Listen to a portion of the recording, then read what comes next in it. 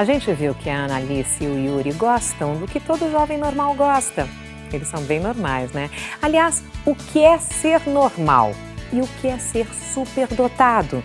A gente resolveu aprofundar melhor esse tema aqui no Como Será e para isso a gente convidou a psicóloga Cristina Delu. Oi, Cristina, bem-vinda. Tudo bem? Bem-vinda ao Como Será, por favor. Sinta-se em casa. Vou apresentar a Cristina para vocês. Ela é coordenadora do curso de mestrado profissional em diversidade e inclusão da Universidade Federal Fluminense. A partir de que idade que dá para identificar uma criança superdotada? Então, depende muito da área de talento. Então, se for uma criança com habilidades precoces psicomotoras, bebê a gente já vê, porque sustenta a cabeça muito cedo, olha fixo no olhar com objetivo muito cedo, com o anime está fazendo estrelinha. Opa. Então, leitores precoces, ninguém ensina, mas eles aprendem a ler vendo televisão, assistindo um vídeo, jogando um game, 2 anos, 2 anos e meio, leem, não leem mecanicamente, interpretam tudo que leem, são críticos do que leem. Academicamente, muitas vezes a gente espera um pouco para ver o desempenho deles na escola. E o que chama muita atenção, por exemplo, na nossa escola brasileira, talentos em química e física mais tardiamente, porque eles só têm acesso a esse conteúdo mais tarde. Exatamente, se estuda química e física com mais idade. Isso. Vamos aproveitar agora, a gente tem uma pergunta da Maria da Penha para você, vamos ouvir. Sandra, eu sou a Penha do Rio de Janeiro. Eu gostaria de saber como desenvolver uma criança superdotada. Pois é, essa seria a minha próxima pergunta, porque você disse que já dá para identificar logo cedo. E a partir da identificação, como se desenvolve? Então, eu gosto muito de usar da metáfora do alimento. Você dá alimento a uma pessoa que tem fome e você não tira o alimento porque você tem pressa. Uma criança que quer saber, a gente dá a informação através da mídia que essa criança demanda. Quem demanda leitura, demanda de livros. Quem demanda conhecimentos, tecnologia, quem demanda música, instrumentos musicais, isso tem que ser ofertado. Nós precisamos ampliar as experiências, principalmente de crianças pobres, de escolas públicas, para que elas tenham acesso, por exemplo, à cultura de instrumentos musicais.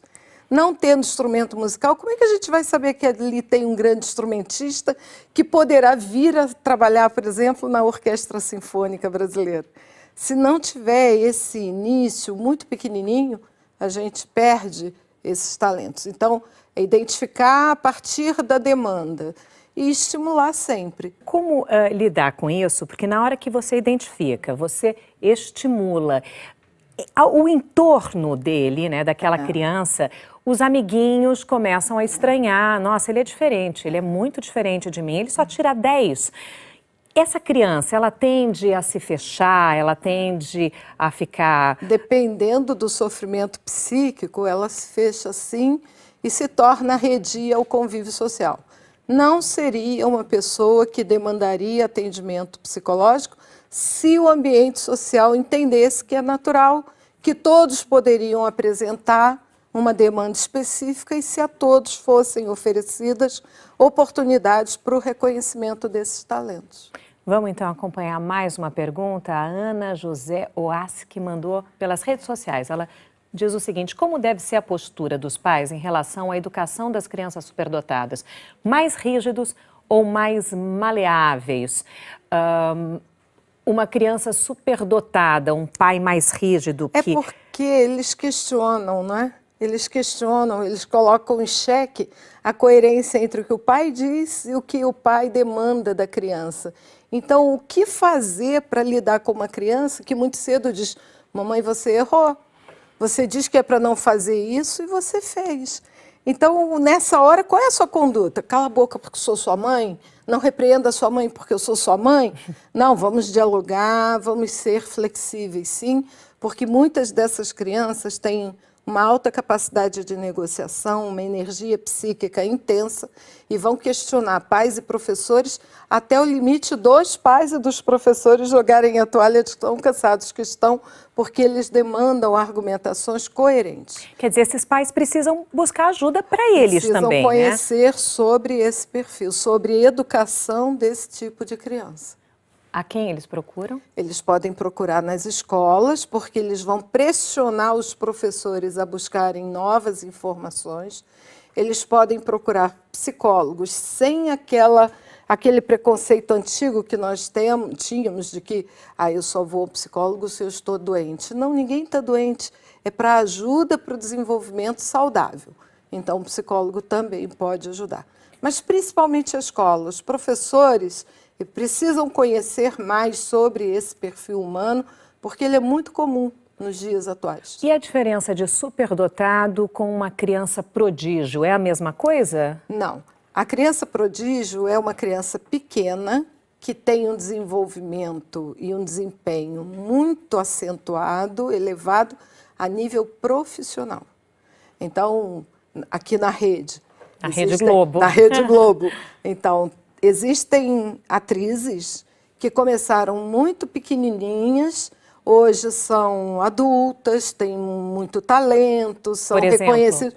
A Bruna Marquezine, né? Então, quando ela participou na primeira novela, os atores que contracenavam com ela, quando entrevistados, eles falavam da facilidade que ela tinha de expressar emoção, da facilidade dela dizer daquela emoção, e que eles, adultos, levaram anos, muitas vezes, para chegar àquele ponto de fazer o que o diretor demandava.